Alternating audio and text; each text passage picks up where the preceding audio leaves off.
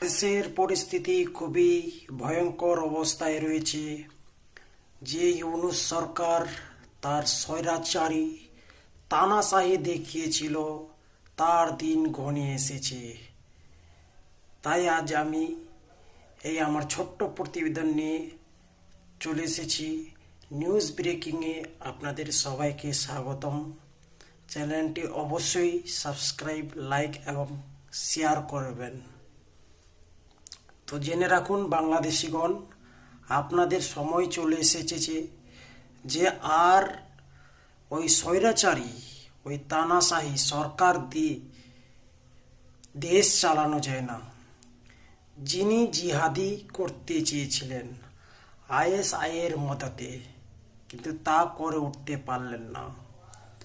আজ তার ঘরের লোকেই আজ তার দুশ্মন হয়ে গেছে। যেরকম শেখ হাসিনাকে তাড়িয়েছিল, আলটিমেটাম সময় দিয়েছিল যে ৪৫ মিনিটের মধ্যে আপনি দেশ ছাড়ুন আর আপনার পদত্যাগ্রহ লিখিতভাবে দিন। সেই সময় কিন্তু বলে না হিতে বিপরীত হয়, সেই রকম সময় চলে এসেছে ইউনূস সরকারের। কোথায় গেল নোবেল শান্তিজয়ী সেই তোমার প্রার্থনা? দেখো তোমার দেশের অবস্থা কি এখন, বুঝেছেন তো? এইভাবে দেশ চালানো যায় না।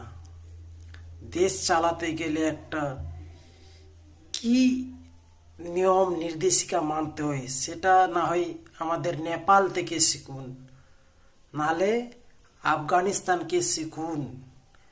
এইভাবে স্বৈরাচারী তানাশাহি সরকার গঠন করে কোনোদিন দেশ চালানো সম্ভব নয়।